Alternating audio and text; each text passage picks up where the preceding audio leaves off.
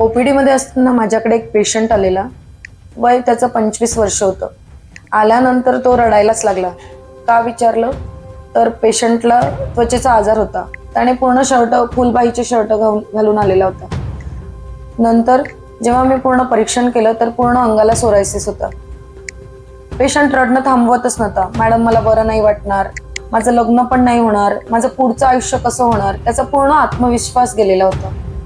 आम्ही त्याला आयुर्वेदिक औषधं, पंचकर्म, नंतर आमचे जे पथ्य असतात ते, नंतर तक्रधारा, नंतर आपल्या आयुर्वेदामध्ये जलौका अवचरण म्हणजे लीच थेरपी पण आहे, ज्याच्याने आपण रक्त मोक्षण करतो. या सगळ्या गोष्टी आम्ही केल्यात. त्याला 2 महिन्यात त्याच्या शरीरावरचं पूर्ण जे सोरायसिसचे पॅचेस होते ते सगळे गेलेत. पेशंट आला तर आनंदाने आला. मला म्हणतो मॅडम माझ्या लग्नाची पत्रिका घ्या. पेशंटचं लग्न ठरलं आणि पेशंट आता एक हेल्दी हॅपी फॅमिली आहे, त्याला मूल पण झालं.